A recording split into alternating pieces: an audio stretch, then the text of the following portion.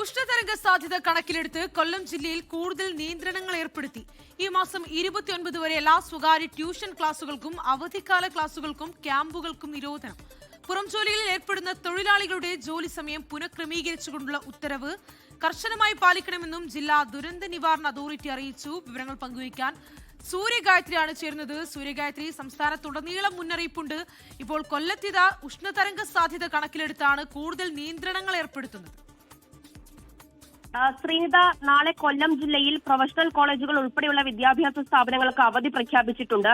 അതുകൂടാതെ ഓറഞ്ച് അലേർട്ടാണ് ജില്ലയിൽ പ്രഖ്യാപിച്ചിരിക്കുന്നത്. ഈ സാഹചര്യം കണക്കിലെടുത്തുകൊണ്ടാണ് കൂടുതൽ നിയന്ത്രണങ്ങൾ ജില്ലയിൽ ഏർപ്പെടുത്തിക്കൊണ്ടുള്ള ഉത്തരവ് ജില്ലാ കളക്ടർ ഇപ്പോൾ പുറപ്പെടുവിച്ചിരിക്കുന്നത്.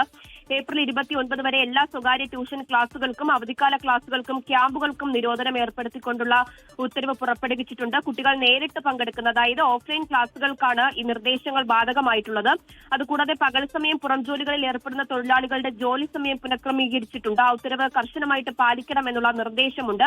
കൂടാതെ ഓൺലൈൻ ഭക്ഷണ വിതരണക്കാർ, അതിഥി തൊഴിലാളികൾ, ഓട്ടോ ടാക്സി തൊഴിലാളികൾ എന്നിവർക്ക് ആവശ്യമായിട്ടുള്ള സുരക്ഷാ നിർദ്ദേശങ്ങൾ അത് നൽകണം എന്നുള്ളത് അറിയിച്ചിട്ടുണ്ട്. ട്രാഫിക് ഡ്യൂട്ടിയിലുള്ള പോലീസ് ഉദ്യോഗസ്ഥരുടെ സുരക്ഷ ഉറപ്പാക്കുക അടക്കമുള്ള കാര്യങ്ങളിൽ കർശനമായിട്ടുള്ള സുരക്ഷ മാനദണ്ഡങ്ങൾ പാലിക്കണമെന്നുള്ള നിർദ്ദേശമാണ് ജില്ലാ കളക്ടർ പുറപ്പെടുവിച്ചിരിക്കുന്നത്.